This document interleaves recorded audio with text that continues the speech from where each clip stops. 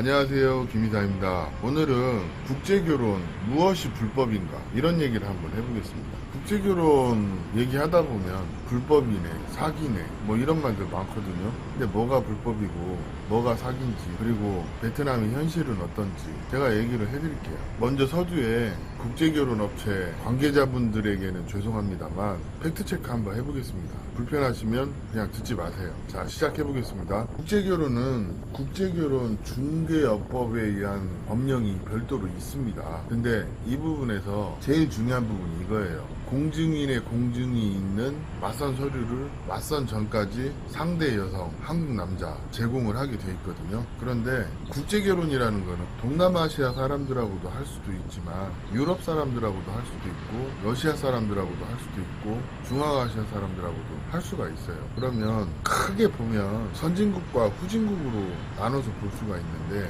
중요한 거는 모든 나라가 우리나라처럼 문서가 전산화되어 있는 게 아니에요. 일본도 문서가 전산화되어 있지 않고, 태국도 그렇고 베트남도 그렇고 일정 부분은 좀 다른 부분이 있어요. 유럽도 마찬가지예요. 영국이라고 해서 전산화되어 있고 그렇지 않습니다. 미국도 마찬가지. 그리고 어떤 업무를 보거나 서류 처리를 하는 비용이 생각보다 비싸요. 뭐 예를 들어서 제가 얼마 전에 행정사 통해가지고 영국 혼인신고를 하나 했는데, 한국 사람이 베트남 사람하고 결혼을 했는데 시민권이 영국에도 있어요. 그러면 영국에서 살기 위해서 결혼 비자 만들어줘야죠. 영국에 혼인신고하고 결혼 비자 만드는데 정확히 800만 원 들었습니다. 그리고 기간도 거의 한 1년 걸렸고요. 국제결혼에서 중요한 거는 상대 국가의 법령을 준수하라고 돼 있는 항목이 있거든요. 그러면 태국이나 일부 국가들은 국제결혼 중개가 합법이에요. 그런데 동남아의 대부분의 국가들은 국제결혼 회사를 통한 중개가 불법이라는 거예요.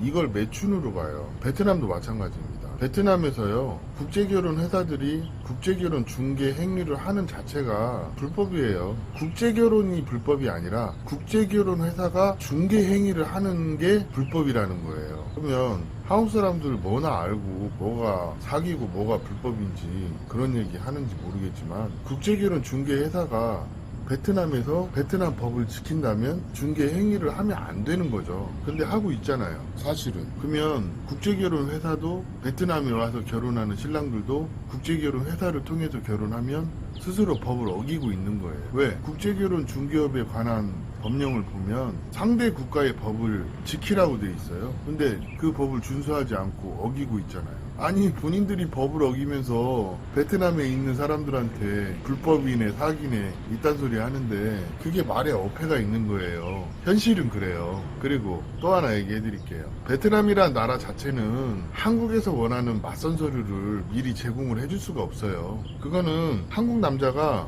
베트남에 가기 전에 결혼을 결정하고 가면, 또 베트남 여자가 한국 남자를 만나기 전에 결혼을 이미 결정을 했다면 그게 가능해요. 베트남 법을 좀 알아야 되는 게, 베트남에서 혼인 상황 확인서라고 해가지고 우리가 일명 말하는 미혼증명서, 미혼을 증명하는 서류가 몇 가지가 있어요. 그게 결혼용이냐, 보험용이냐, 취업용이냐, 그 중에서 특정 문구가 들어가는 게 있어요. 이 부분이 들어가 있느냐, 들어가지 않았느냐, 이거에 따라서 그 미혼증명서로 인정이 되고 인정이 안 되고 이런 부분이 있거든요. 이거는 제 밥줄하고 관계된 부분이니까 생략을 하겠습니다. 중요한 거는 베트남 여자가 미혼 증명서라고 발급을 해온 서류 중에 영사관에서 공증을 했을 때 받아주는 서류가 있고 그렇지 않은 서류가 있어요. 근데 대부분 안 받아줍니다. 이게 공증인의 공증이라는 거는 먼저 베트남 외교부의 공증을 받아서 한국 영사관에 제출을 해야 되는데, 그래야 한국 서류로 인정이 되거든요. 근데 베트남 외교부 자체에서 공증을 안 해줘요. 그러면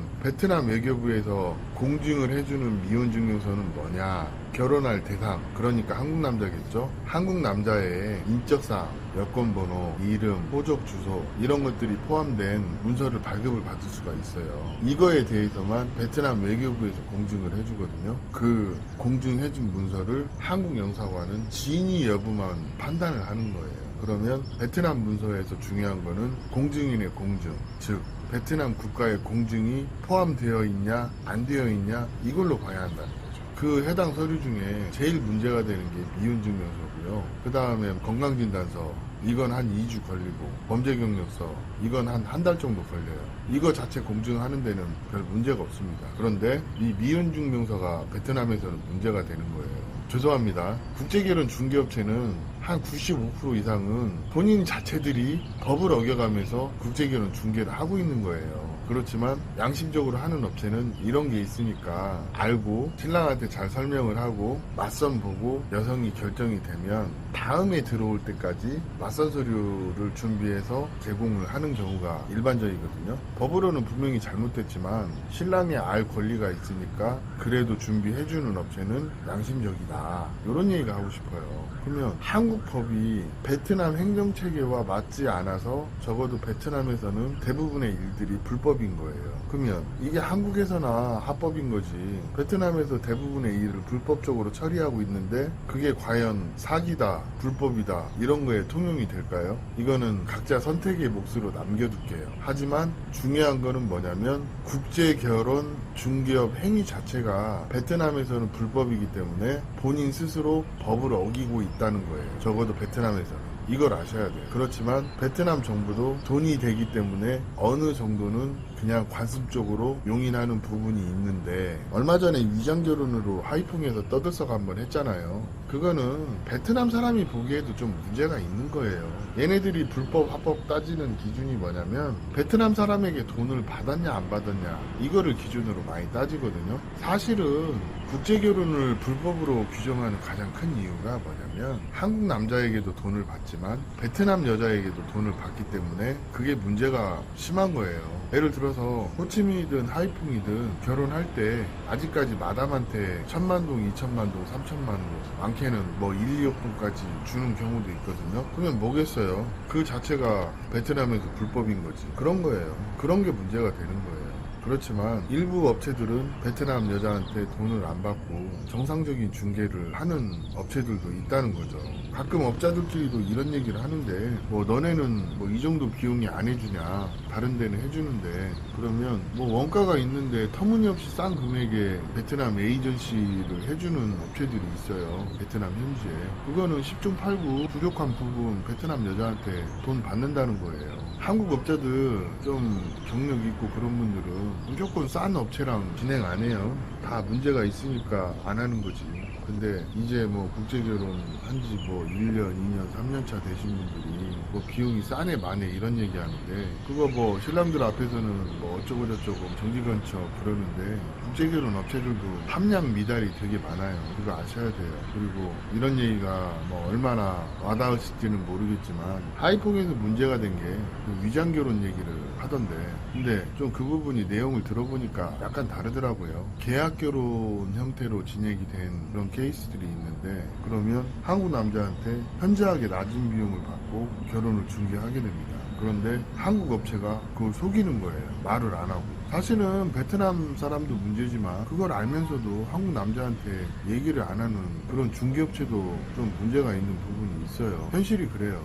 그렇기 때문에 국제결혼 중개업체들이 철저한 검증 뭐 이런 얘기 많이 하는데 아니 뭐 맞선 서류 3대 서류도 떼주기 어려운 마당에 무슨 얼마나 검증이 될까요? 그리고 최근에 황당한 일을 하나 겪었는데 다낭에 아는 형님이 그냥 한국어 학당 조그맣게 하거든요. 근데 그냥 국제결혼 업체 통하지 않고 주변에 누가 결혼한다는 사람이 있으면 일단 한번 놀러 와봐라. 그렇게 해서 서로 데이트하고 이렇게 저렇게 해서 한 전통결혼 비용까지 한 10,000불 선에서 진행을 하시거든요. 그러면 그게 불법일까요? 국제결혼 업체 통하지 않았으니까 불법이다. 무슨 개소리예요. 국제결혼 업체 자체가 불법을 저지르고 있는 마당에 정확히 알고 얘기하라는 거예요. 그 사람은 여러 명을 소개시키는 게 아니고 한국에서 사진 보여주고 그 남자가 그 여자만 보러 와요.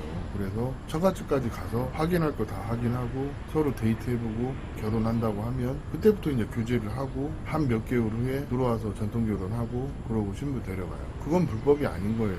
국제결혼 중개업체가 불법을 저지르는 그거는 첫 번째 다수의 여성을 한 번에 짧은 시간에 소개하는 형태가 변하긴 했지만 한 명씩 소개하더라도 하루 2, 30명 소개하면 그냥 여자 쭉 세워놓고 그 중에 하나 고르는 거하고 형태만 바뀌었지 큰 틀에서는 차이가 없어요. 이런 부분이 베트남 정부에도 싫어하는 거예요. 그리고 두 번째, 베트남에서 결혼하시는 분들 중에서 신부 한 명만 보고 오는 경우가 있어요. 그래도 잘 돼요. 그것 가지고는 베트남 공안도 타치를 안 해요. 맞선 봤다는 증거를 어떻게 잡아요? 맞선 봤다는 증거를 잡으려면 신부가 뭉탱이로 모여 있어야 하고 한국 신랑이 있어야 되고 그런 몇 가지 요건이 있거든요. 그게 아니면 뭐 크게 상관없어요. 그래서 저도 옛날에 국제결혼 중개업체 할 때 카톡 교제하고 그냥 신부 한 명만 보고 오시는 신랑들도 좀 있었거든요. 근데 그런 분들은 그런 대로 잘 살아요. 근데 막 한 뭐 20명, 30명 보고 이러시는 분들이 진짜 짧은 시간에 파트너를 선택하다 보니까 그런 경우 실패가 더 많죠. 아무튼 제가 얘기하고 싶은 건 뭐냐면 베트남에서 법을 지켜서 국제결혼 중개를 하는 거하고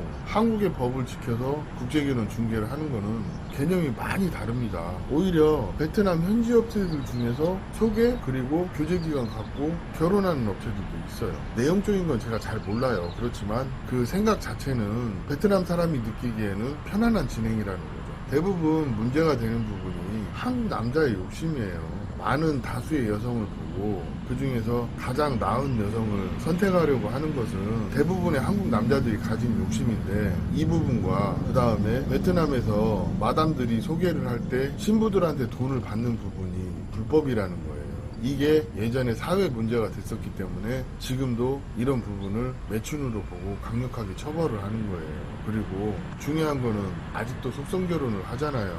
오늘 만나서 내일 잠자리 하고 이런 것들이 베트남 사람들도 거부감이 되게 심해요. 그걸 당연하게 여기는 한국 사람들이 문제인 거지. 이거는 분명히 시간이 지나면 개선이 되기는 할 겁니다. 그렇지만 이런 것들이 매춘으로 보는 요소 중에 하나예요. 그리고 예를 들어서 나중에 결혼했는데 무슨 문제가 생겼어요. 그러면 베트남에서 국제결혼을 했는데 나는 베트남 법이 이게 불법인지 몰랐다. 그러면 한국 업체가 대부분 독박 쓸 수밖에 없어요. 현실이 그렇습니다. 그냥 뭐나 알고 사귀고 불법이고 그거 얘기하시라는 거예요. 또 하나, 예를 들어서 남자하고 여자하고 만났어요. 근데 나는 마음에 들어 죽겠는데 여자가 결혼 안 한다고 거절하면 미끼 여성 썼네, 사귀네 이런 얘기 많이 하거든요. 그러면 본인 자체가 처음부터 되지도 않을 그런 여성을 선택한 본인의 생각은 문제가 없는 걸까요? 여기 베트남 사람들도 생각을 하고 이 사람이 좋은지 나쁜지 판단을 해요. 근데 중요한 거는 그 여자한테 어필을 해야 하는데 업체한테 어필을 해요. 바보 같은 거예요. 우리한테 별 얘기 할 필요 없어요. 중요한 건 신부한테 어필을 해야죠. 그런 게 좀 있어요. 중요한 건 이거예요. 한국에서 국제결혼 중개가 모든 나라가 불법은 아닙니다. 그런데 적어도 베트남에서는 베트남이라는 나라 자체가 국제결혼 중개를 불법으로 규정하고 있고 매춘으로 규정하고 있다는 거예요. 이걸 알고 오시라는 거예요. 그리고 베트남에서 생각하는 합법은 국제결혼 중개 방식에 문제가 있기 때문에 불법으로 규정을 하는 거고 또 그렇게 하지 않고 베트남에서도 합법적인 요소로 하는 방법들이 있으니까 최대한 불법적인 요소가 없는 상태로 진행을 하는 쪽으로 요즘 많이 개선이 되고 있는데 근데 그 방식이 좋은지 알고 또 문제없이 결혼하는지 아는데 중요한 거는 한국 남자들이 수준이 안 되다 보니까 그거를 소화를 못하네요. 그런 분들이 많이 있어요. 한국에서 연애 안 되시는 분들은 국제결혼 한다고 해서 연애가 되는 게 아니에요. 현실이 그래요. 그렇다 보면 이런 부분들은 베트남에 와서도 그대로 문제점이 드러난다는 거죠. 그렇기 때문에 국제결혼 중개업체의 속성결혼 방식이 아직도 통용이 되는 거예요. 연애 건너뛰고 그나마 남편 노릇은 잘하는 분들이 있기 때문에 베트남 여자도 마찬가지죠. 연애 안 되는 베트남 여자들도 많이 있어요. 현실이 그렇거든요. 그러면 제가 보기엔 그래요. 베트남 현지 업체가 다 사기 업체도 아니고 사기도 아니에요. 뭐 국제결혼 중개업체 자체가 뭐 불법을 저지르고 있는 거나 다름없는 건데 이거는 왜 얘기를 안 해요. 그리고 한국에 300몇 개의 국제결혼 업체가 있다는데 일정 자격 요건 이상 갖춘 업체 생각보다 몇 개 없습니다. 그리고 국제결혼은요 부부가 결혼하는 거예요. 업체들 중에 분명 베트남 여자 입장에서 일을 해주는 업체도 있고 양측의 균형을 잡아서 결혼시켜주는 업체도 분명히 있습니다. 사실은 이런 업체랑 진행을 하셔야 돼요. 아니 무슨 시발 50도 넘은 사람이 20대 초혼 여성 해달라고 하는 거는 양심적인 업체는 진행 자체를 안 해요. 그리고 어떤 업체들은 나이 제한을 걸어서 몇 살 이상 자체는 상담도 안 하고 진행도 안 하는 업체가 있거든요. 그거는 뭐 그 업체의 영업적인 선택이라고 생각하지만 제가 봤을 땐 그게 맞다고 봐요. 그리고 현실적으로 어느 정도 균형 잡힌 소개를 하려고 하면 한국 남자가 오히려 반대로 거절하는 경우가 되게 많거든요. 그게 왜 그러냐면 본인 자체가 기우는 건 생각을 못하고 더 나은 상대를 원하다 보니까 국제결혼이 실패하고 그게 무리수가 되는 거예요. 그런 결혼들이 사실은 불법을 조장하고 문제가 되는 건데 그걸 모른다는 거죠. 국제결혼 중개 적어도 베트남에서는 불법 맞습니다. 제가 베트남 변호사하고 확인해봤어요. 불법 맞대요. 매춘이고. 그렇지만 개인들이 결혼하는 건 최소한 불법은 아니다. 그러면 한국 법에서 개인은 베트남 현지 업체도 개인인 거예요. 그러면 뭐가 합법이고 불법인지는 각자의 판단에 맡기겠습니다. 제가 말하는 의도는 베트남이 현실을 알고 국제결혼을 하라는 거지 불법 합법 따지고 싶은 게 아니에요. 그리고 자기가 원하는 대로 안 되면 다 사기라고 하시는 분들이 있는데 그 이상한 논리 짤머리도 안 맥혀요. 그러니까 좀 현실을 알고 하는 게 중요한 거지 불법 합법이 중요한 게 아닙니다. 그리고 업자 나부랭이들이 입 터는 개소리 그거 가지고 그게 전부인 양 생각하지 말라는 의미로 큰 틀에서 국제결혼이 어떻게 진행되고 있는지 그런 얘기를 해드리는 거예요. 오늘 이야기는 여기까지 하겠습니다. 감사합니다.